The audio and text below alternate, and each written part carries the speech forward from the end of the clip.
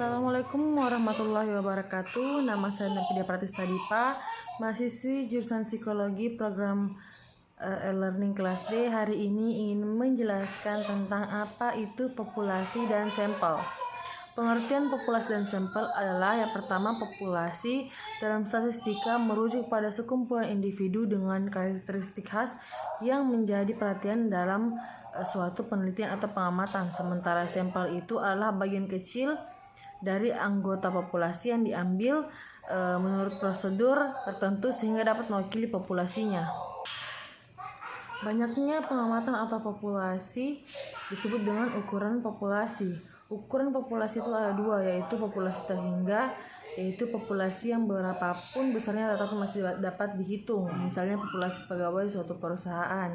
Sedangkan populasi yang terhingga adalah populasi yang sudah demikian besarnya sehingga sudah tidak bisa dihitung, misalnya populasi taman anggrek di dunia.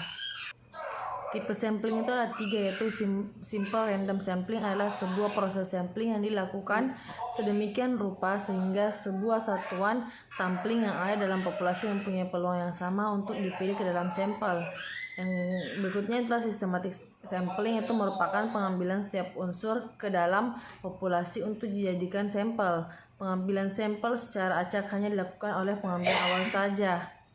Yang berikutnya adalah stratified sampling, adalah penarikan sampel berstrata yang dilakukan dengan mengambil sampel secara acak sederhana dari setiap strata populasi yang sudah ditentukan terlebih dahulu. Berikutnya adalah convenience sampling, adalah sampel diambil berdasarkan faktor spontanitas, artinya siapa saja yang secara tidak sengaja bertemu dengan peneliti dan sesuai dengan karakteristiknya, maka orang tersebut dapat dijadikan sampel.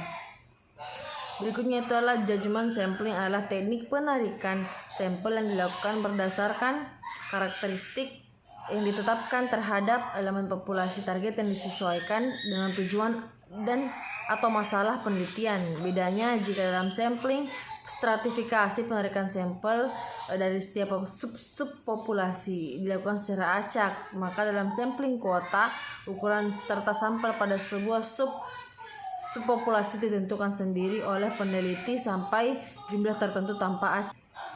Yang berikutnya ada snowball sampling, adalah merupakan salah satu bentuk judgment sampling yang sangat tepat digunakan bila populasinya kecil dan spesifik. Kriteria sampling menentukan yaitu sebagai berikut. Yang pertama, dapat menghasilkan gambaran yang dapat dipercaya dari seluruh populasi. Yang kedua itu dapat menentukan presisi dari hasil penelitian. Ketiga itu sederhana, mudah dilaksanakan, dan dapat memberikan keterangan sebanyak mungkin tentang populasi dengan biaya minimal. Demikian yang dapat saya sampaikan dan dapat saya jelaskan.